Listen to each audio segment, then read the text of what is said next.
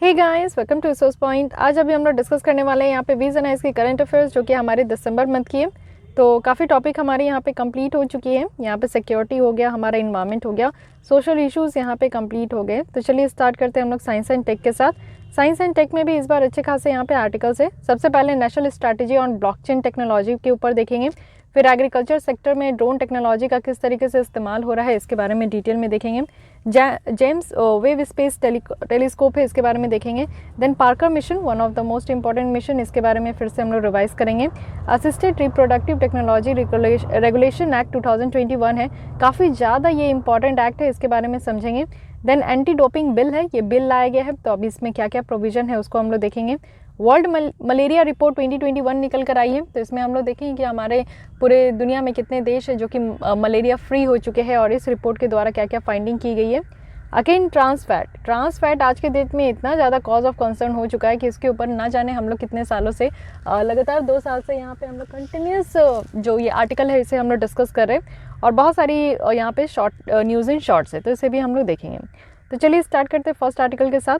उससे पहले एक छोटी सी न्यूज़ है जो कि यहाँ पे है कि अगर आप लोग विजन है इसके टेस्ट सीरीज़ फॉर प्रीलिम्स 2022 अगर ज्वाइन करना चाहते हैं तो आप लोग डिस्क्रिप्शन बॉक्स में जो ईमेल आईडी है वहाँ मेल करके आप लोग ज्वाइन हो सकते हो। सो चलिए स्टार्ट करते हैं फर्स्ट आर्टिकल के साथ, which is national strategy on blockchain. News में इसलिए है क्योंकि नेशनल स्ट्रैटेजी अब ब्लॉकचेन के ऊपर यहाँ पे फॉर्मुलेट किया गया किस मिनिस्ट्री के द्वारा। तो देखिए, ब्लॉकचेन टेक्नोलॉजी है जो कि इलेक्ट्रॉनिक टेक्नोलॉजी है, तो इसको आप समझ सकते हो कि ministry of electronics and information technology के द्वारा ये फॉर्मुलेट किया गया है। सबसे पहले ये समझिए कि ब्लॉकचेन टेक्नोलॉजी है क्या, जिसके ऊपर यूपीएससी प्रीलिम्स में भी कई बार क्वेश्चन पूछे गए और आगे भी पूछने की चांसेस है, क्योंकि इस तरीके की जो साइंस एंड टेक में जो हॉट टॉपिक्स हैं, ब्लॉकचेन टेक्नोलॉजी हो गया, आपका बहुत सारे टॉपिक्स हो गए, तो इनको समझना ज़रूरी है और इसके ऊपर आप समझो कि हमेशा जो है क्वेश्चंस आपका आते ही रहेंगे। तो ब्लॉकचेन कहने का मतलब है कि एक डिस्ट्रीब्यूटेड और डिसेंट्रलाइज्ड लेजर टेक्नोलॉजी जो कि पहली बार ये इंट्रोड्यूस किया गया था क्रिप्टो करेंसी को डिज़ाइन करने के लिए और डेवलपमेंट करने के लिए। यानी कि क्रिप्टो करेंसी यहाँ पे जो बिटकॉइन है, जो आपका क्रिप्टो कहने का मतलब है सीक्रेट और करेंसी मीन्स मुद्रा, तो एक सीक्रेट मुद्रा है जो कि यहाँ पे बिटकॉइन है। सातोशी नाकामोटो के द्वारा 2009 में इसको आपका डेवलप किया गया था। तो यहाँ पे जब क्रिप्टो करेंसी लाई गई तो उसी के दौरान यहाँ पे टेक्नोलॉजी यूज़ किया गया जिसे कि बिटकॉइन टेक्नोलॉजी का नाम दिया गया है। ठीक है, अब बिटकॉइन टेक्नोलॉजी आप देखो बहुत सारे टेक्नोलॉजी का एमलगमेशन है। इट मीन्स कि बहुत सारे छोटे छोटे टेक्नोलॉजी है जिसको मिला के आज के डेट में हम लोग बिटकॉइन टेक्नोलॉजी कहते हैं। जैसे कि डिस्ट्रीब्यूटेड सिस्टम है, क्रिप्टोग्राफी है। क्रिप्टोग्राफी कहने का मतलब है कि सीक्रेट राइटिंग। ओके, मतलब कि यहाँ पे आप देखो कि सीक्रेट राइटिंग है, यहाँ पे जो राइटिंग किया जाता है वो ऐसा सीक्रेट होता है कि हर कोई इसको डिकोड नहीं कर सकते हैं। ब्लॉकचेन आप देखो कि सीरीज ऑफ ब्लॉक है, ब्लॉकचेन में ब्लॉक ही आपको देखने को मिलेगा, इस तरीके से पूरा आपका ब्लॉक है और एक चेन के माध्यम से आप देख सकते हो कि एक दूसरे से कनेक्टेड है। ठीक है, और इसमें डिटेल्स दिया रहता है, हर एक ब्लॉक में आप देखो कि एक ट्रांजैक्शन की पूरी डिटेल है जो कि किसी नेटवर्क के ऊपर ये एग्जीक्यूट किया गया है और प्रीवियस ब्लॉक के साथ इसको अटैच किया जाता है। एक एक करके देखो, एक ट्रांजैक्शन अगर किए गए तो उसकी पूरी इन्फॉर्मेशन इस बॉक्स में आपका बंद हो जाता है और ये आपका फिर नेक्स्ट जो ट्रांजैक्शन होगा वो इस बॉक्स में बंद हो जाएगा और इसको क्या किया जाता है कि पहले वाले बॉक्स के साथ इसको कनेक्ट कर दिया जाता है। तो इस तरीके से आप देख सकते हो कि ये जो आपका नाम में ही मीनिंग है कि ब्लॉक चेन टेक्नोलॉजी, एक ब्लॉक बनाया जाता है, उसको चेन से कनेक्ट किया जाता है और ये हमारा टेक्नोलॉजी है। ठीक है, उसके बाद आप देखो कि जितने भी डेटा और ट्रांजेक्शन है ये ब्लॉक के फॉर्म में यहाँ पे स्टोर होते हैं, लेकिन ये काफ़ी सिक्योर्ड है। आप देखो कि अगर किसी भी तरीके का यहाँ पे हैश एल्गोरिथम होती है या फिर किसी भी तरीके का यहाँ पे गलत एल्गोरिथम होती है तो इसको यहाँ पे बहुत ही सिक्योर तरीके से रखा गया है और ये वैलिडेटेड है, वेरीफाइड है। यानी कि आप देखो कि जो कंसेंसस प्रोटोकॉल है उसके थ्रू इसको वैलिडेट भी किया गया है। ब्लॉकचेन प्लेटफॉर्म की बात करें तो ये आपका ये बहुत ही ज़्यादा आप देखो कि पूरे ऑल ओवर द वर्ल्ड में इसको डेवलप भी किया गया है। जब यहाँ पे आपका डिजिटल ट्रांजैक्शन प्लेटफॉर्म आया है तो बेसिकली यहाँ पे डिजिटल जो ट्रांजैक्शन प्लेटफॉर्म है उसके थ्रू ही आप देखो उसी के ऊपर ये ब्लॉकचेन बेस्ड है। पॉपुलर ब्लॉकचेन प्लेटफॉर्म देखें तो यहाँ पे हाइपरलेजर है, कॉस्मोस है, साथ ही साथ यहाँ पे पोल्का डॉट है, रेड बेली है, इथरम है। तो ये सब ऐसे है ना यहाँ पे ब्लॉकचेन प्लेटफॉर्म है जो कि इसका नाम याद रखना है। तो देखिए कभी आपसे पूछ लिया जाए, क्योंकि इस तरीके से यूपीएससी का भी आप ट्रेंड्स देखते हो कि पूछ लिया जाता है, तो यहाँ पे आपसे पूछा जाएगा कि हाइपरलेज, कॉस्मोस, पाल्का डॉट ये सब क्या है। ओके, तो ये सब एक ब्लॉकचेन प्लेटफॉर्म है, ये याद रखनी है। तो ये पूरी स्टैटिक बात हुई, यानी कि ब्लॉकचेन टेक्नोलॉजी क्या है। आई होप कि आप ये समझ गए होंगे। अब देखिए ऑनलाइन ट्रांजैक्शंस जो होता है वो ब्लॉकचेन नेटवर्क में वो किस तरीके से सेव होता है। सबसे पहले मान लीजिए कि ये आप हो, तो आपने कोई ट्रांजैक्शन किया, कहीं कुछ परचेज़ करते हो तो आप पेमेंट करते हो ना, चाहे वो आपका कोई भी ऑनलाइन शॉपिंग हो या फिर आप लोग कहीं पे भी स्विगी वगैरह अगर कुछ भी कर रहे हो तो उसमें पेमेंट कर रहे हो। तो पेमेंट करने से क्या होता है, देखिए इतने सारे आपके जो है वो डेस्कटॉप है, तो इसमें पीयर टू पीयर नेटवर्क है, यानी कि एक डेस्कटॉप को दूसरे डेस्कटॉप के साथ आपका कनेक्ट किया गया है। तो इस हिसाब से उस एरिया में जितने भी, उस नेटवर्क में जितने भी डेस्कटॉप है सबको एक दूसरे से कनेक्ट किया गया है। उसके बाद जितने भी ट्रांजैक्शन होते हैं ना, सब में वैलिडेट हो जाता है कि यस ये ट्रांजैक्शन आपका कंप्लीट हो गया। आपको भी देखने को मिलता है कि हाँ आपकी ट्रांजैक्शन जो है वो कंप्लीट हो गई, इस तरीके से आपको दिखाया जाता है। फिर वेरिफिकेशन होता है, और वेरिफिकेशन होने के बाद ये आपका इस तरीके से ऐड होते जाता है। ये लेज़र है, इसमें आपका सारे जितने भी ट्रांजैक्शन होते जा रहे हैं एक के बाद एक, वो आपका इस तरीके से ऐड होते जाता है। और फिर स्टेक होल्डर्स जो है वो अपने ट्रांजैक्शंस की डिटेल को यहाँ पे वेरीफाई करते हैं। जब आप पेमेंट करते हो तो आपको ट्रांजैक्शन अपना डिटेल्स भी देखने को मिलता है। तो वो डिटेल्स कैसे मिलता है, जब ये ब्लॉक में जाके पूरी एक ट्रांजैक्शन जो है उसकी डिटेल्स को वहाँ पे स्टोर कर दिया जाता है, तब आपको यहाँ पे देखने को मिलेगा। ओके, अब समझते हैं कि ये जो टेक्नोलॉजी लाई जा रही है इसका क्या यहाँ पे फ़ायदा है ब्लॉकचेन का।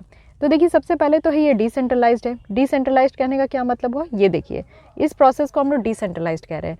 सेंट्रलाइज्ड होता तो क्या होता है कि ओनली एक नेटवर्क होता और ओनली एक यहाँ पे सिस्टम होता है जिसमें कि आपके सारे ट्रांजैक्शन एक ही सिस्टम में आके यहाँ पे सेव हो रहे हैं। लेकिन यहाँ पे क्या है कि आपका बहुत सारे सिस्टम है और इसमें बहुत सारे जितने भी ट्रांजैक्शन है वो सब सिस्टम में जाके इस तरीके से सेव हो रहे हैं। तो डिसेंट्रलाइज्ड है, किसी एक जगह पे सारे डेटा नहीं है, डेटा को डिस्ट्रीब्यूट करके रखा गया। तो मान लीजिए कि एक सिस्टम भी अगर यहाँ पे एरर होता है, उसमें कुछ प्रॉब्लम होती है, तो डेटा आप दूसरे सिस्टम से भी ले सकते हो। तो ये क्या होता है, एक सिक्योर फॉर्म होता है। कहीं पे भी आप देखो जब सेंट्रलाइज्ड हो जाती है चीज़ें तो वहाँ पे सिक्योरिटी के नाम पे जो है वो सिर्फ बहुत लेस आपको देखने को मिलेगा, बट यहाँ पे सिक्योरिटी बहुत ज़्यादा है। ओके, तो ब्लॉकचेन टेक्नोलॉजी है जो कि एक एफिशिएंट डिस्ट्रीब्यूटेड लेजर स्टोरेज यहाँ पे प्रोवाइड करते हैं, जिसमें कि आप देखो कि थर्ड पार्टी की जो ज़रूरत है ना वो यहाँ पे नहीं देखने को मिलेगा। किसी भी थर्ड पार्टी की ज़रूरत नहीं है, ये आपका आराम से नेटवर्क और जो यहाँ पे सिस्टम है उसके बीच में ये काम हो जाता है।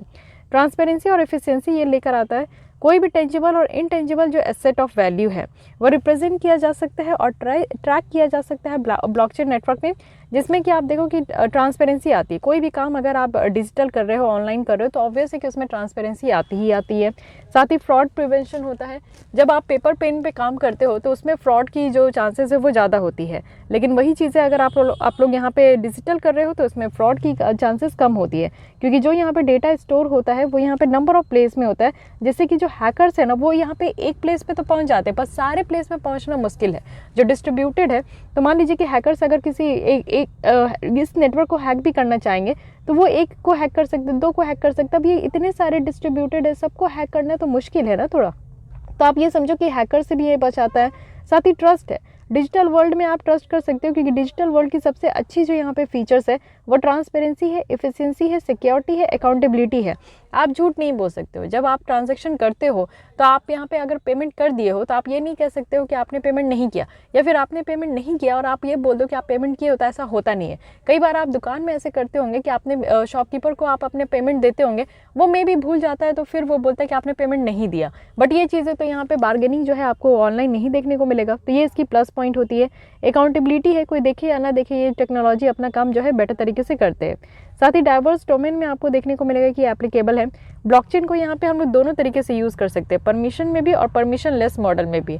इट मीन्स कि अगर यहाँ पे परमिशन मिल रही है तो भी काम हो रहा है, अगर परमिशन नहीं मिल रही है तो डिजिटल वर्ल्ड में तो भी काम होता है। तो इसलिए आप ये देख सकते हो कि बहुत ही ज़्यादा यहाँ पे डाइवर्स डोमेन है। सारे डोमेन में जैसे कि एजुकेशन फील्ड में हो गया, गवर्नेंस फील्ड में हो गई, फाइनेंस और बैंकिंग है, हेल्थ केयर है, लॉजिस्टिक है, साइबर सिक्योरिटी है, मीडिया है, लीगल है, पावर सेक्टर है। इन सारे सेक्टर्स में आप देख सकते हो कि ब्लॉकचेन टेक्नोलॉजी का इस्तेमाल बहुत ही सही ढंग से हो सकता है, और हो भी रहा है। ये सिग्निफिकेंस भी है, आप लोग देखो। अब एग्जांपल देखते हैं कि और क्या क्या एप्लीकेशंस है, कहाँ कहाँ पे हम लोग जो है ब्लॉकचेन टेक्नोलॉजी को और बेटर तरीके से यूज़ कर सकते हैं। जैसे आप देखो ब्लॉकचेन टेक्नोलॉजी, इट मीन्स कि ये डिजिटल टेक्नोलॉजी है, ठीक है। हम लोग आज के डेट में ई गवर्नेंस की बात करते हैं। गवर्नेंस कहने का क्या मतलब है? गवर्नेंस कहने का मतलब है कि किसी भी पॉलिसी के लिए जो आप देखते हो कि डिसीजन मेकिंग की जाती है, और डिसीजन मेकिंग के बाद जब उस पॉलिसी को इम्प्लीमेंट किया जाता है तो उसको हम लोग गवर्नेंस कहते हैं।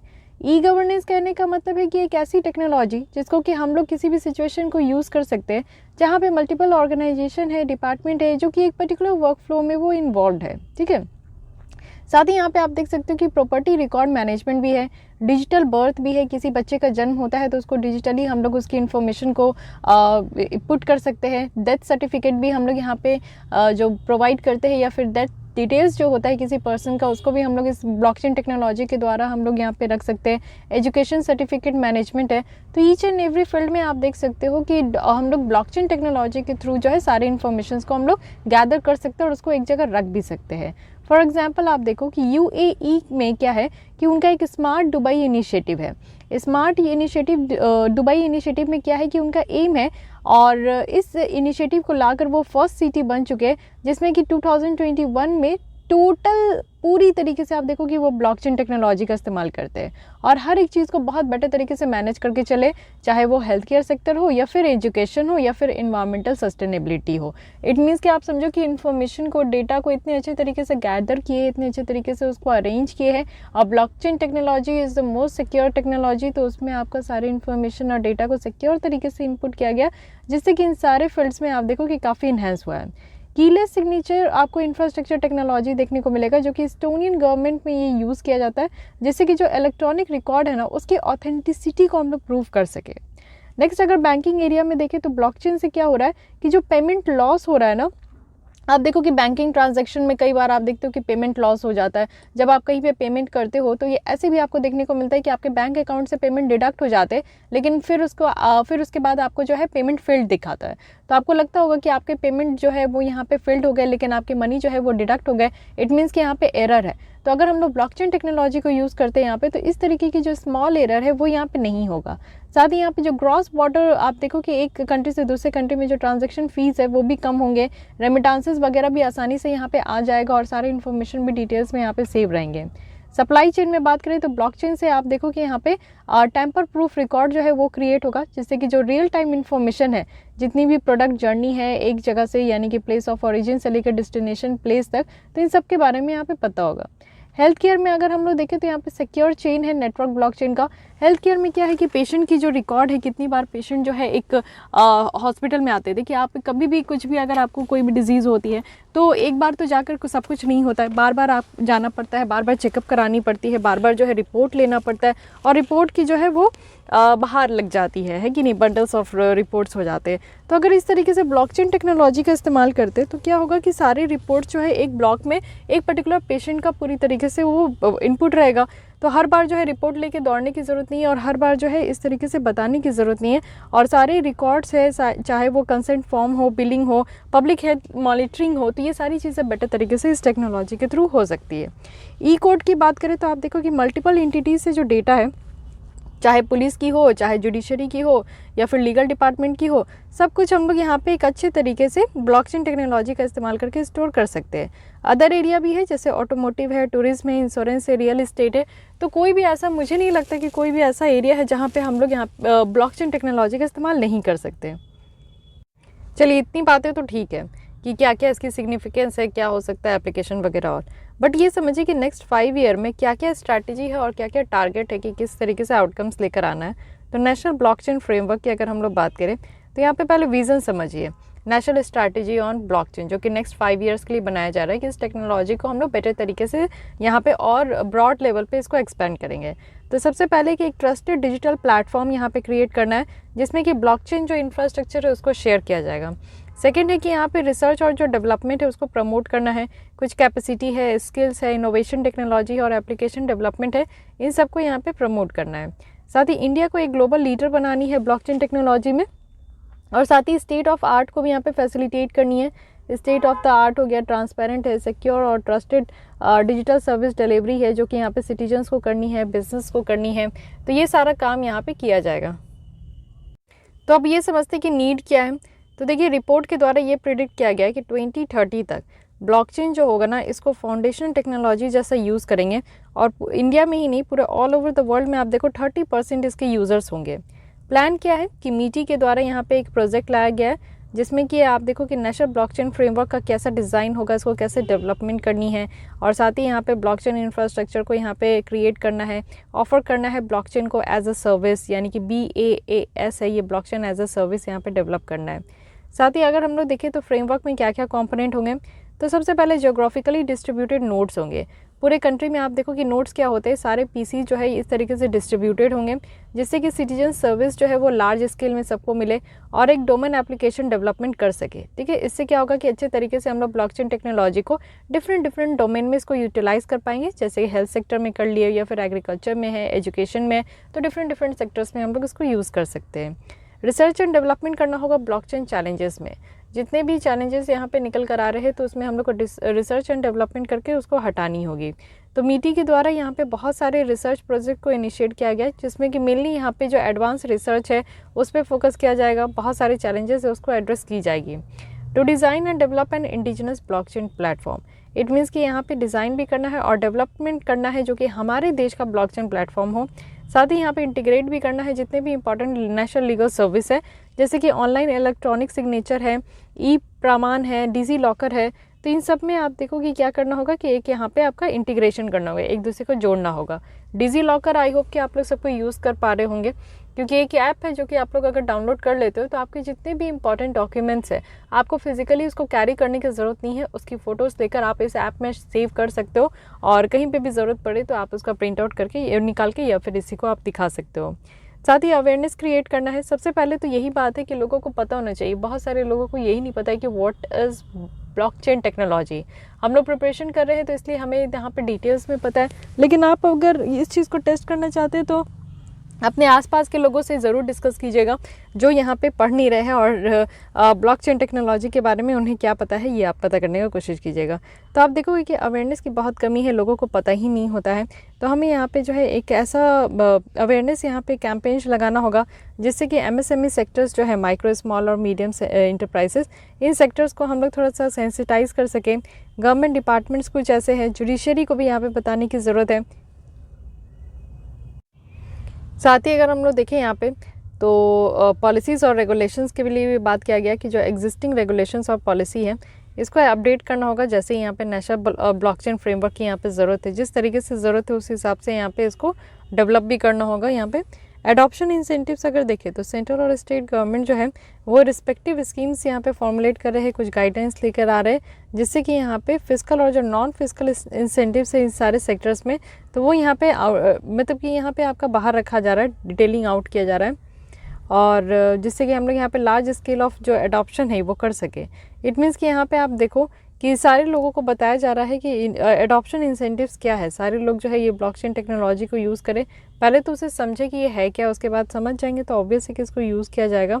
तो यही कहा जा रहा है कि चलिए ठीक है, इसमें ज़्यादा से ज़्यादा जो है आपका यहाँ पे टाइम जाएगा। ओके, साथ ही अगर आप देखो तो ह्यूमन रिसोर्स डेवलपमेंट है, तो गवर्नमेंट के द्वारा ऑलरेडी स्टार्ट किया गया है यहाँ पे कि future skills program prime program होगा, जिसमें कि जितने भी इमर्जिंग टेक्नोलॉजीज़ है जैसे कि ब्लॉकचेन हो गया नेस्कॉम के साथ, तो इन सबको अप स्किल करनी है, रीस्किल करनी है, जो भी यहाँ पे नॉलेज है फिर से उसको यहाँ पे आपका ब्रश अप करना है और फिर कुछ यहाँ पे न्यू स्किल्स प्रोवाइड करनी है। मल्टी इंस्टीट्यूशनल अप्रोच भी है, यानी कि प्लान और इम्प्लीमेंट करना है नेशनल ब्लॉकचेन फ्रेमवर्क का एक मल्टी इंस्टीट्यूशनल अप्रोच है, जिसमें कि बहुत सारे स्टेक होल्डर्स हैं हमारे गवर्नमेंट से, प्रीमियर एकेडमिक से, साथ ही रिसर्च इंस्टीट्यूशन से, स्टार्टअप से, इंडस्ट्री से, जिनको कि यहाँ पे प्रपोज किया गया है। कुछ ऑर्गेनाइजेशन है जैसे कि CTAC है, NIC है, NISCE है, स्टेट गवर्नमेंट के द्वारा यहाँ पे आप देखो कि इस डायरेक्शन में ये काम किया जा रहा है। तो यहाँ पे मल्टी इंस्टीट्यूशनल अप्रोच है। इसी के साथ आप देखो कि ब्लॉकचेन एडवाइजरी काउंसिल होगा, स्टीयरिंग कमेटी होंगे, ये भी बनाया जाएगा कि जिसमें कि ओवरऑल गाइडेंस यहाँ पे प्रोवाइड किया जाएगा और एक रेगुलर व्यू और मॉनिटरिंग होगी कि कैसे हम लोग यहाँ पे जो स्ट्रैटेजी लेकर आए उसको इम्प्लीमेंट कर सके। ओके, तो ये सारी बातें यहाँ पे। साथ ही आप देखो यहाँ पे कि बात किया जा रहा है कि ब्लॉकचेन एडॉप्शन चैलेंजेस क्या क्या है, क्या क्या परेशानी अगर हम लोग ब्लॉकचेन टेक्नोलॉजी को एडॉप्ट करते हैं। देखिए, टेक्नोलॉजी की डिज़ाइन इस तरीके से है ना कि वो आज की डेट में इनएफिशिएंट है, क्योंकि यहाँ पे अवेयरनेस नहीं है, लोग जानते नहीं हैं, और जिस तरीके से यहाँ पे डिज़ाइन वगैरह है वो इतना ज़्यादा फ्रेंडली नहीं है कि लोग यहाँ पे समझ सके। साथ ही यहाँ पे स्टिल आप देखो कि बहुत सारे टेक्नोलॉजिकल जो वेज़ है, तरीका है, उसकी कमी आपको देखने को मिलेगा। एक कोडिंग फ्लॉज है या फिर लूप होल है जो कि इस टेक्नोलॉजी में आज तक देखने को मिला है। साथ ही कमर्शियल अगर कनेक्शन देखें तो यहाँ पे एनोनिमस नेचर है सिस्टम का, जो कि क्रिमिनल कनेक्शन है, तो क्रिमिनल एक्टिविटीज़ को भी ये बढ़ावा देता है क्योंकि ये इतना सिक्योर है, तो कोई भी लोग अगर यहाँ पे अपनी इन्फॉर्मेशन को हाइड करना चाहते हैं तो वो आराम से हाइड कर सकते हैं। तो इस तरीके का भी आप समझो कि यहाँ पे क्रिमिनल कनेक्शंस में भी ये फ़ायदा दिलाएगा। इसका स्क्रैबिलिटी है, तो क्रिमिनल कनेक्शन में अगर फ़ायदा होगा तो हमारे देश के लिए, हमारे देश की सिक्योरिटी के लिए नुकसान होगा, है कि नहीं। तो स्केलेबिलिटी की अगर बात करें तो ये सिस्टम्स जो है ये एकोमोडेट नहीं कर पाते हैं लार्ज स्केल यूज़र्स के साथ at the same time. Energy consumptions भी है, ये ऐसी टेक्नोलॉजी है जिसमें कि एनर्जी भर भर के लगेगी यहाँ पे, तो ये भी एक प्रॉब्लम है। प्राइवेसी भी है, एक कंपनी है जो कि पूरा प्राइवेसी के चारों ओर ही रिवॉल्व कर रही है, बट इससे प्राइवेसी को कोई यहाँ पे बेनिफिट नहीं होगा। पब्लिक यूजर्स जो है उनको यहाँ पे कोई भी बेनिफिट नहीं होगा, तो ये प्रॉब्लम है। रेगुलेशन की बात करें तो प्रॉपर तरीके से रेगुलेशन भी नहीं है यहाँ पे ब्लॉकचेन टेक्नोलॉजी में। सिक्योरिटी की बात करें तो सिक्योरिटी जो है अभी बहुत तरीके से यहाँ पे लैक है, और जिस तरीके से यहाँ पे अपग्रेड करने की ज़रूरत है वो भी अभी तक नहीं किया गया है। लैक ऑफ एडिक्वेट यहाँ पे स्किल सेट है, यानी कि आप देखो कि परफेक्टली स्किल्ड जो पीपल्स हैं जो कि एक ब्लॉकचेन को डेवलप कर रहे हैं, ये बहुत ट्रिकी है। साथ ही ब्लॉकचेन को हम लोग यहाँ पे स्लो और कम्बरसम जैसा यूज़ कर सकते हैं, तो स्लोली यहाँ पे इसको हम लोग यूज़ कर सकते हैं, क्योंकि ब्लॉकचेन टेक्नोलॉजी के लिए जो यहाँ पे आप देखो कि नेटवर्क है वो बहुत ही यहाँ पे स्लो है। पब्लिक परसेप्शन की बात करें तो यहाँ पे पब्लिक एक्नॉलेजमेंट की यहाँ पे कमी है और मार्केटिंग की कमी है। तो ये सारे चैलेंजेस है जो कि आप लोग देख सकते हो, जो कि काफ़ी जेन्युइन भी है। अब इससे रिलेटेड इन्फॉर्मेशन देख लेते हैं। ये कहा जा रहा है सेरेडियो प्रिंसिपल फाउंडेशनल वैल्यूज़ है डिसेंट्रलाइज्ड फ्यूचर का। तो सेरेडियो प्रिंसिपल की बात करें तो इसको रिलीज़ किया गया है वर्ल्ड इकोनॉमिक फोरम्स का जो ग्लोबल ब्लॉकचेन काउंसिल है उसके द्वारा।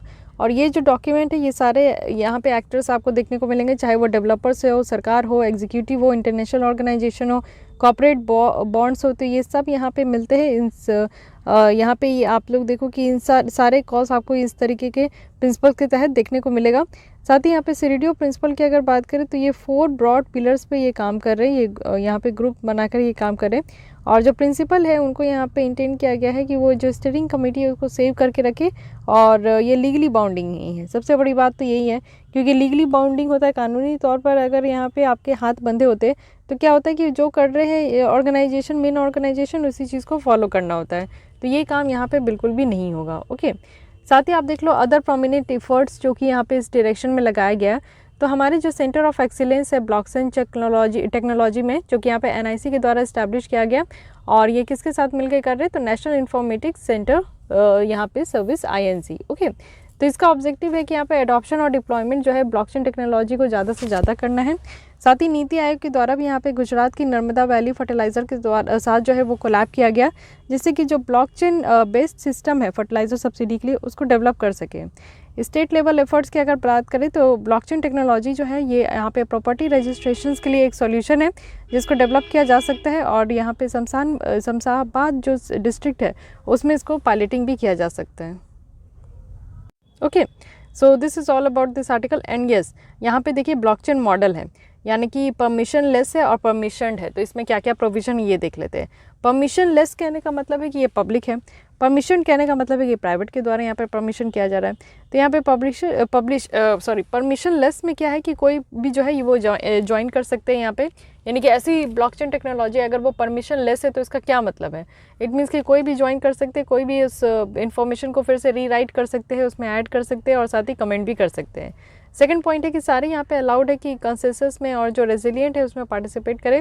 साथ ही यहाँ पे आप देख सकते हो कि ट्रूली यहाँ पे डिसेंट्रलाइज्ड यहाँ पे काम हो रहा है, इसके तहत काम होगा जिससे कि पार्टिसिपेशन ऑफ अननोन सेक्टर्स में लोगों की संख्या ज़्यादा इंक्रीज़ होगी। साथ ही यहाँ पे फाइनलिटी है कि जो ट्रांजेक्शन है वो हो रही है।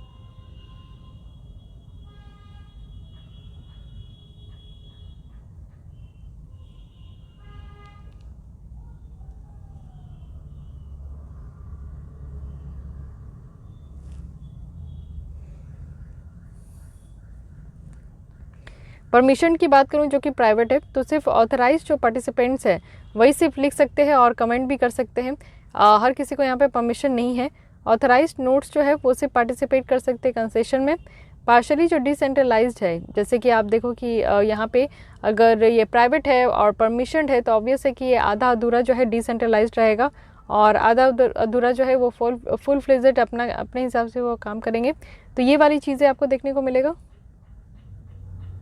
और यहाँ पे आप देखो कि जो यहाँ पे ब्लॉक बनेगा, जितनी भी इंफॉर्मेशन यहाँ पे इनपुट होंगे, तो फाइनली जो ट्रांजैक्शन होगा ना वो ये बेटर होगा।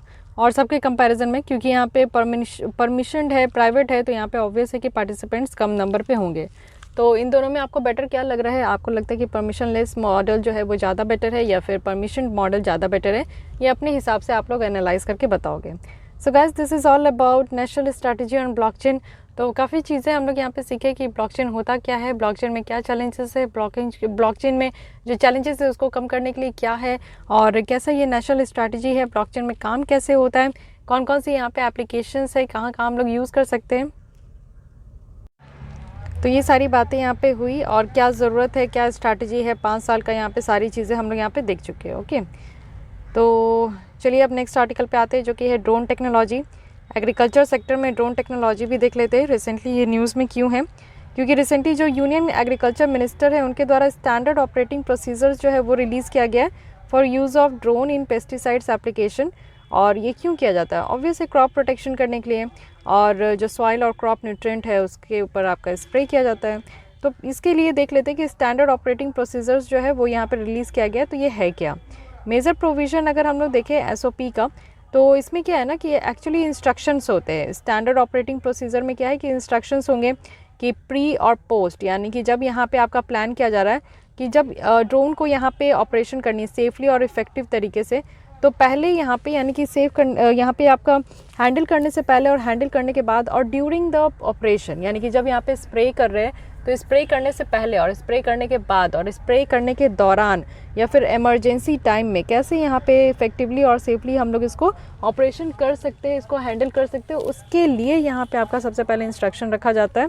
नेक्स्ट है कि यहाँ पे स्टैंडर्ड ऑपरेटिंग प्रोसीजर्स जो है ये इंपॉर्टेंट आस्पेक्ट को यहाँ पे कवर कर रहे हैं पेस्टिसाइड्स एप्लीकेशन को लेकर, ड्रोन को लेकर, जिसको हम लोग एग्रीकल्चर सेक्टर में, फॉरेस्ट्री में, नॉन क्रॉप्ड एरिया में, इन सब जगह हम लोग इसको इस्तेमाल कर सकते हैं। स्टैट्यूटरी प्रोविजंस अगर देखें, फ्लाइंग परमिशन देखें और अदर क्रिटिकल पैरामीटर्स देखें, जैसे कि कुछ एरिया है, कुछ वेट क्लासिफिकेशन है, ओवर क्राउडेड एरिया रेस्ट्रिक्शन है, ड्रोन रजिस्ट्रेशन है, सेफ्टी यहाँ पे इंश्योरेंस है, पायलटिंग सर्टिफिकेट, ऑपरेशन प्लान है, एयर फ्लाइट जोन है, वेदर कंडीशंस है। तो इन सब की जगह आप देखो कि यहाँ पे एक स्टैट्यूटरी प्रोविजंस यहाँ पे ईच एंड एवरी फील्ड में बनाई गई है। अब ये समझते हैं कि पोटेंशियल क्या है ड्रोन टेक्नोलॉजी का। अगर हम लोग एग्रीकल्चर सेक्टर में इस्तेमाल करते हैं तो इससे कितना फ़ायदा होगा, क्या नुकसान होगा, ये सारी चीज़ें समझते हैं। ड्रोन कहने का क्या मतलब है, ये तो आप लोग समझ रहे होंगे कि ये अनमैन्ड एयरक्राफ्ट सिस्टम है। इट मीन्स कि यहाँ पे एक मशीन होती है जो कि उड़ती है, यहाँ पे कोई भी इंसान बैठ के इस मशीन को नहीं उड़ाते। एयरक्राफ्ट है क्योंकि ये आप देखते हो कि ये बिल्कुल हवा में ये उड़ते हैं, ऐसी मशीन है, तो इसलिए इसको एयरक्राफ्ट कहते हैं, जो कि ऑटोनोमसली ये आपका ऑपरेट होता है और रिमोट में भी ऑपरेट कर सकते हैं। रिमोटली इसको बिना किसी पायलट के थ्रू भी हम लोग यहाँ पे इसको ऑपरेट कर सकते हैं। तो एक ये जानते हो आप, रिमोट कंट्रोल होता है, इसको आप लोग यूज़ कर सकते हो। इसमें बैठ के आपको उड़ने की ज़रूरत नहीं, इसको उड़ाने की ज़रूरत है, ठीक है। तो अगर हम लोग देखें कि बहुत सारे फील्ड में इसको यूज़ किया जा रहा है, तो हम लोग इसको समझ सकते हैं कि हाँ, जो मैनुअल एग्रीकल्चर किया जा रहा है, जो हाथों से आप देखते हो कि जो लोग होते हैं वो स्प्रे करते हैं, और स्प्रे करने के कारण क्या होता है कि कई ऐसे लोग हैं, किसान हैं, जिनकी जान चली जाती है, क्योंकि पेस्टिसाइड्स ये सब बहुत हार्मफुल होते हैं। जब अगर इसको ज़्यादा क्वांटिटी में इनहेल कर लिया जाता है तो ऑब्वियस है कि हमारे बॉडी में इसका बैड इम्पैक्ट देखने को मिलता है, एडवर्स इम्पैक्ट है, और कई बार कई तरीके की डिजीज़ेस हो जाती है। तो इसलिए यहाँ पे जो मैनुअल एग्रीकल्चर है और उसको यहाँ पे शिफ्ट करने के लिए हम लोग इस तरीके से टेक्नोलॉजी का इस्तेमाल कर सकते हैं। तो इसमें क्या है, माइनिंग भी है, इंफ्रास्ट्रक्चर भी है, सर्विलांस है, इमरजेंसी रिस्पॉन्स है, ट्रांसपोर्टेशन है, जियो स्पेशल मैपिंग है, डिफेंस है, लॉ इन्फोर्समेंट है। तो इन सब एरिया में हम लोग यूज़ कर सकते हैं। साथ ही इससे क्या होगा कि कुछ सोल्यूशन हमें मिलेगा। अगर हम लोग यहाँ पे ड्रोन टेक्नोलॉजी को स्प्रे करने के लिए हम लोग यूज़ करते हैं, तो इससे क्या होगा कि जो फूड डिमांड है ना वो इंक्रीज़ होगा। यानी कि आप देखो कि वर्ल्ड पॉपुलेशंस के द्वारा ये प्रेडिक्ट किया गया था कि 2050 तक हमारा 9 बिलियन तक पॉपुलेशन होने वाला है। इट मीन्स कि हम लोग चाइना को भी सरपास कर जाएंगे। तो उस हिसाब से हमारे यहाँ इतने खाने के लिए भोजन तो होनी चाहिए ना, इतनी बड़ी जनसंख्या है, तो उनके पेट भरने के लिए भी हमें ध्यान देना होगा।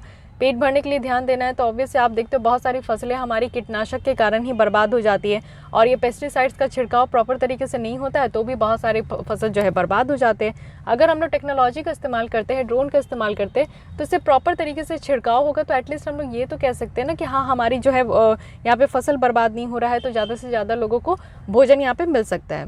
साथ ही फास्टर तरीके से हम लोग रिएक्ट कर सकते हैं पेस्ट इन्वेजन में। फॉर एग्जाम्पल आप देखो 2020 में ड्रोन्स को यहाँ पे यूज़ किया गया था कि जो यहाँ पे आप देखते लोकस्ट अटैक हुआ था इंडिया में। तो लोकस्ट अटैक है जिसके कारण बहुत सारी फसलें बर्बाद हो जाती है, पूरे की पूरी फसलें खा जाती है। तो उनके कारण आप देखो कि ड्रोन का इस्तेमाल किया गया था छिड़काव करने के लिए, उनको भगाने के लिए। साथ ही यहाँ पे फ्यूचर जो नीड्स है एग्रीकल्चर में, उसमें ये मदद हो सकता है through micro level resource management में, जिससे कि जो अनसुइटेबल फार्मिंग मेथड्स है, जैसे कि आप देखते हो कि कुछ ऐसी भी मेथड होती है, लोग जो है कुछ ऐसा भी यहाँ पे काम करते हैं एग्रीकल्चर सेक्टर में, जिससे कि हमारी फसल जो है वो बर्बाद होती है। साथ ही स्मार्ट एग्रीकल्चर में भी मदद करना है, वो भी डायरेक्ट कम्युनिकेशन करके, जो कि ड्रोन्स और अदर एग्रीकल्चर इक्विपमेंट है उसके बीच में करके। तो यहाँ पे हमारा जो है स्मार्ट एग्रीकल्चर भी निकल कर आएगा। स्मार्ट एग्रीकल्चर कब होगा? जब हम लोग यहाँ पे कम टाइम में ज़्यादा आउटपुट लेकर आ पाएंगे, है कि नहीं। लेकिन फिर भी यहाँ पे अगर हम लोग टेक्नोलॉजी वगैरह को यूज़ करें तो उससे चैलेंजेस तो होंगे ही। तो क्या क्या चैलेंजेस है? सबसे पहले अनविएबल यहाँ पे कमर्शियल ऑपरेशन है, क्योंकि स्मॉल और स्कैटर्ड लैंड होल्डिंग है। अगर हम लोग देखें कि हमारे यहाँ आप देखते हो कि 80% से ज़्यादा जो फार्मर्स है ना, वो यहाँ पे स्मॉल और मार्जिनल फार्मर्स है। स्मॉल मार्जिनल कहने का मतलब है कि ऐसे किसान जिनके पास लेस देन 1 हेक्टेयर का भी यहाँ पे ज़मीन है और 1 हेक्टेयर तक का ही ज़मीन है। तो इसलिए हम लोग यहाँ पे कह सकते हैं कि हमारे यहाँ जो ज़मीन भी है ना, वो फ्रेगमेंटेड है, छोटे छोटे जगह पे जो है यहाँ पे किसान जो है अपना खेती करते हैं। अगर एग्रीकल्चर सेंसस जो 2015 से 16 का हुआ था उसके में अगर बताएं तो ये बताया जा रहा है कि 85% फार्मर्स है जिनके पास 5 एकड़ से भी कम यहाँ पे ज़मीन है। तो ये एक अलग प्रॉब्लम है। साथ ही लिमिटेड यहाँ पे फ्लाइट टाइम और रेंज है ड्रोन का। देखिए ड्रोन का क्या है ना कि एक तो आप जानते हो कि कैटेगरी डिवाइडेड है, कि यहाँ पे आपका 250 ग्राम का ड्रोन है, 5 केजी का ड्रोन है, 2 केजी का ड्रोन है। तो इसको यहाँ पे कैटेगराइज किया गया है कि कौन से ड्रोन कौन कैटेगरी में आते हैं। साथ ही आप देखो कि यहाँ पे जो टाइम और जो यहाँ पे रेंज है ड्रोन का, वो भी यहाँ पे आपका लिमिटेड है कि आप इतने ही टाइम तक उड़ा सकते हो, इसे फ्लाइट कर सकते हो, जैसे कि 60 मिनट्स तक। एक ही आप देखो कि 60 मिनट्स तक यहाँ पे 1 घंटे तक आप इसको उड़ा सकते हो, या 20 मिनट से लेकर। तो ये भी यहाँ पे एक रेस्ट्रिक्शन है कि इतने देर में जो है काम हो पाएगा कि नहीं। हाई यहाँ पे इनिशियल कॉस्ट है। ड्रोन वगैरह आप जानते हो कि ख़रीदना कितना महंगा है। साथ ही इसमें आप देखो कि मेंटेनेंस इशू भी है, इसको मेंटेन करना भी एक अलग तरीके की प्रॉब्लम है। कनेक्टिविटी इशू है, रूरल एरिया में अगर हम लोग इसको कनेक्ट कर पाए तो, क्योंकि आप देखो कि इसको मोबाइल वगैरह से कनेक्ट किया जाता है, तो अगर नेटवर्क नहीं मिलेगी तो फिर ये काम नहीं करेगा प्रॉपर तरीके से। नॉलेज और स्किल इशूज़ है, पहले सीखना होता है कि आप ड्रोन को कैसे फ्लाई कर रहे हो, ड्रोन को ऑपरेट कैसे कर रहे हो। तो हर लोगों के पास इस तरीके की स्किल नहीं होती है, तो पहले ये एक्वायर करना होगा। कंसर्न है कि कहीं ड्रोन का मिसयूज़ ना हो जाए। आप देखो प्राइवेसी और सिक्योरिटी को लेकर जो है बॉर्डर एरिया में काफ़ी कंसर्न होते हैं। कई बार आप देखते हो कि हमारे जो पीओके वाला एरिया है, वहाँ पे अभी हाल में ही ये देखा गया कि ड्रोन से अटैक किया है पाकिस्तान वाले ने। तो ड्रोन का इस्तेमाल आज की डेट में मिसयूज़ करने के लिए भी हो रहा है। वेदर डिपेंडेंस है कि अगर यहाँ पे आप देखो कि रेनी और विंडी, अगर बहुत ज़्यादा हवा चल रही है और बहुत बारिश हो रही है, तो उस हिसाब से आप ड्रोन का इस्तेमाल नहीं कर सकते। तो फिर क्या ही कर सकते हैं, वहाँ पे मैनुअली काम करना होगा। तो इसलिए चैलेंजेस बहुत ज़्यादा है इस टेक्नोलॉजी की। वे फॉरवर्ड में बताया जा रहा है कि जैसे यहाँ पे ड्रोन रूल्स 2021 आया और स्टैंडर्ड जो ऑपरेटिंग प्रोसीजर है, मेन चैलेंजेस है पास्ट का, जिसमें कि एक हमारे यहाँ एक नेशनल लॉ नहीं है, ठीक है, हमारे देश का एक कानून नहीं है, रूल्स नहीं है जिसका होना चाहिए। और PLI स्कीम जो है यहाँ पे आपका प्रोडक्शन लिंक्ड इंसेंटिव्स यहाँ पे ड्रोन्स के लिए दिया जा रहा है। तो ये काफ़ी बेनिफिट होगा सारे सेक्टर्स में, जैसे कि एग्रीकल्चर हो गया, और हमारी जो यहाँ पे पोटेंशियल है कि हम लोग ग्लोबल ड्रोन हब बने 2030 तक। तो ये जो सपना है ये भी पूरा हो सकता है अगर हम लोग यहाँ पे नेशनल लॉज लेकर आए तो। यहाँ पे आईकार है, Indian council of agriculture research, जो कि ऑलरेडी यहाँ पे सिंगसांगरी के साथ काम कर रहे हैं। सेंसर बेस्ड जो स्मार्ट एग्रीकल्चर है उसमें ये काम कर रहे हैं, और वो भी इंडियन एग्रीकल्चर रिसर्च इंस्टीट्यूट के साथ। साथ ही आप देखो कि हम लोग को फर्दर यहाँ पे जो रिसर्च का स्कोप है उसको हम लोग को एक्सपेंड करना चाहिए, जिससे कि जो ऑपरेशन की क्वालिटी है और जो फाइन ट्यून टेलीकॉम स्किल और अदर पॉलिसीज़ इनिशिएटिव है उसको हम लोग यहाँ पे एड्रेस कर सके। और साथ ही जो भी चैलेंजेस है कनेक्टिविटी को लेकर, लोगों के अंदर स्किल्स नहीं है, तो वो सारी चैलेंजेस यहाँ पे ओवरकम हो पाएगी। ओके, सो ये यहाँ पे हमारी क्या हुई, ये वे फॉरवर्ड है। अब समझते हैं ड्रोन का जो इस्तेमाल है वो हम लोग एग्रीकल्चर में कैसे कर सकते हैं। सॉइल और फील्ड प्लानिंग के लिए अगर आप देखो तो मॉइस्चर कंटेंट है, यानी कि इरिगेशन जो सिंचाई वगैरह होती है उससे पहले मॉइस्चर कंटेंट होता है। हम लोग को इरोजन को चेक करना होगा प्लांटिंग के पहले कि कितनी यहाँ पे जो है इरोजन हो चुकी है। इरोजन कहने का मतलब है कि जो अपर लेयर ऑफ सॉइल है वो डिस्प्लेस हो रहा है एक जगह से दूसरी जगह, और अपर लेयर ऑफ जो सॉइल होती है, टॉप मोस्ट लेयर जो सॉइल की होती है वो सबसे मोस्ट फर्टाइल सॉइल होती है। तो ये चीज़ें देखनी है। साथ ही न्यूट्रिएंट लेवल देखना है, जब यहाँ पे हमारा जर्टिलाइजर यूज़ होगा तो उससे पहले हम लोग न्यूट्रिएंट लेवल देख लेंगे। क्रॉप मॉनिटरिंग क्या है, तो क्रॉप को मॉनिटर करना है बायोटिक और एबायोटिक स्ट्रेसेस के लिए, प्लांट ग्रोथ के लिए कि पौधे की कितनी ग्रोथ हो रही है, सस्टेनेबल यहाँ पे जो फार्मिंग है उसको प्रमोट करने के लिए। क्रॉप प्रोटेक्शन हम लोग कैसे करेंगे, तो हेल्थ असेसमेंट करके, यानी कि फसल जो है वो कितने यहाँ पे हेल्दी है उसको हम लोग देख के समझ सकते हैं कि फसल जो है वो प्रोटेक्ट होंगे कि नहीं होंगे। साथ ही एसेंशियल जो यहाँ पे न्यूट्रिएंट्स है उसको स्प्रे कर सकते हैं। साथ ही पेस्टिसाइड्स और जो इंसेक्टिसाइड्स है उनको भी स्प्रे कर सकते हैं, और इससे हम लोग जो है अपने फसल को बचा सकते हैं। क्रॉप मैनेजमेंट कैसे करना है, तो लेबर कॉस्ट को कम करके, क्योंकि लेबर कॉस्ट ही इतना ज़्यादा होता है तो यहाँ पे मैनेजमेंट सही तरीके से नहीं हो पाती है। साथ ही हम लोग को इनपुट यूज़ एफिशिएंसी को इम्प्रूव करना होगा। साथ ही सस्टेनेबल जो फार्मिंग है उसको हम लोग प्रमोट कर सकते हैं। तो ये इस तरीके से हम लोग यहाँ पे ड्रोन का इस्तेमाल एग्रीकल्चर सेक्टर में कर सकते हैं। अदर बेनिफिट क्या है कि रियल टाइम डेटा होना चाहिए फसल के ऊपर। जॉब क्रिएशन यहाँ पे हो रहा है, हो सकता है, वो भी रूरल एरियाज़ में। ग्रामीण क्षेत्र में आप देखो कि ड्रोन को लाया जाएगा तो ऑब्वियस है कि यहाँ पे लोगों को लाया जाएगा जो कि इंटरेस्टेड होंगे, उनको सिखाया जाएगा, वो ऑपरेट करेंगे, फिर काम करेंगे। तो इस तरीके से क्या है कि कहीं ना कहीं यहाँ पे जॉब क्रिएशन होगा। साथ ही जो सीरियरिटी है डैमेज का, क्योंकि डैमेज भी हो सकता है अगर यहाँ पे सही तरीके से ऑपरेट नहीं किए, क्योंकि ये टेक्नोलॉजी है। टेक्नोलॉजी में अगर यहाँ पे आप एक्यूरेसी के साथ काम नहीं करेंगे तो कहीं ना कहीं इसका नुकसान ही देखने को मिलेगा। अब ये समझते हैं कि क्यों हम लोग ड्रोन को ही यूज़ कर रहे हैं पेस्टिसाइड्स को यहाँ पे स्प्रे करने के लिए। तो देखिए, पेस्टिसाइड्स जो होते हैं ना वो बहुत ही ज़्यादा टॉक्सिक होते हैं। कन्वेंशनल जो पेस्टिसाइड्स होते हैं इसमें आप देखो कि लेबर कॉस्ट बहुत ज़्यादा है, जो कि हाथों से यहाँ पे आप देखो कि ये स्प्रे करते हैं तो वो अपना चार्ज लेते हैं पर डे का। और स्प्रे जो है यूनिफॉर्मिटी के साथ नहीं होता। आप देखो हाथों से अगर किसी चीज़ को स्प्रे करोगे तो वो कहीं ज़्यादा होगा, कहीं कम होगा। लेकिन टेक्नोलॉजी की यही फ़ायदा है कि वो जब स्प्रे करेंगे तो वो यहाँ पे यूनिफॉर्म तरीके से करेंगे, एक ही जैसा जो है हर एक फसल में यहाँ पे स्प्रे किया जाएगा। साथ ही यहाँ पे एक्सेसिव एप्लीकेशंस भी हैं। हेल्थ और इन्वायरमेंट रिस्क भी देखने को मिलेगा, जो ओरल और रेस्पिरेटरी और जो स्किन कांटेक्ट है, पॉल्यूशन है सॉइल और वाटर का। तो इन सब बेसिस पे हम लोग देखते हैं कि काफ़ी ज़्यादा डिफ़िकल्टी है। ड्रोन यहाँ पे कुछ इश्यूज़ है उसको एड्रेस करने के लिए भी हम लोग हेल्प कर सकते हैं। यानी कि ड्रोन है, टेक्नोलॉजी है, तो अगर कोई परेशानी है तो उसको भी हम लोग देख के उसको टैकल कर सकते हैं। So guys, this is all about drone technology in agriculture sector. तो यहाँ पे क्या है कि यहाँ पे हमने देखा कि मेजर प्रोविज़न क्या है स्टैंडर्ड ऑपरेटिंग प्रोसीजर का, क्योंकि इसी चीज़ की ज़रूरत है कि कैसे हम लोग यूज़ कर सकते हैं ड्रोन को पेस्टिसाइड एप्लीकेशंस के लिए। तो यहाँ पे सारे इंस्ट्रक्शंस है, प्री, पोस्ट और ड्यूरिंग ऑपरेशंस है। स्टैंडर्ड ये ऑपरेटिंग प्रोसीजर्स जो है इसमें एक इम्पॉर्टेंट एस्पेक्ट रखा गया पेस्टिसाइड्स एप्लीकेशन का। ड्रोन को हम लोग किस किस सेक्टर्स में यूज़ कर सकते हैं, ये सारी बातें रखी गई है। पोटेंशियल यहाँ पे बताया जा रहा है कि ड्रोन का इस्तेमाल कैसे कैसे हो सकता है, तो इनको हमने देखा। चैलेंजेस क्या है, एक टेक्नोलॉजी को यूज़ करने का क्या क्या चैलेंजेस है, तो वो सारी बातें हमने देखी और एक बहुत ही शानदार यहाँ पे वे फॉरवर्ड है। ओके, सो ये आर्टिकल हमारा यहीं कंप्लीट होता है। तो आज के लिए मैं ये 2 आर्टिकल रखती हूँ, क्योंकि अभी थोड़ा मैं बिजी चल रही हूँ। जैसे कि आप लोग वीडियोस देख रहे हो कि मैं मजिस्ट्रेट ड्यूटी में हूँ अभी, तो इसलिए मुझे उतना टाइम नहीं मिल पा रहा है और वीडियोस थोड़े से इरेगुलर हो गए। बट कोई नहीं, जल्दी ही मैं फिर यहाँ पे रेगुलरिटी के साथ यहाँ पे आऊँगी। बट कुछ ना कुछ आप लोग को पढ़ना होगा, ठीक है। यहाँ पे ऐसा नहीं है कि मैं वीडियोस नहीं लेकर आ रही हूँ तो फिर आपकी यहाँ पे गैप हो जाए। मैं कोशिश करूँगी कि 1-2 आर्टिकल ही मैं आप लोगों के साथ डील करूँ, बट ज़रूर डेली डील करूँ, ये ज़्यादा ज़रूरी है। ओके, सो मिलती हूँ कल इसी टाइम पे। आज के लिए बस इतना ही। अगर आप लोग को विजन आइज की टेस्ट सीरीज़ भी ज्वाइन करनी है तो उसके लिए भी मैं यहाँ पर प्रोविज़न रखी हूँ, आप लोग ज्वाइन कर सकते हो, सॉल्व कर सकते हो टेस्ट को।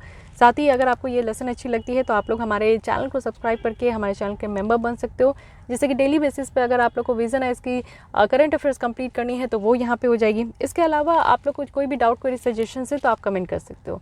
मिलती हूँ कल इसी टाइम पे। आज के लिए बस इतना ही। Thank you.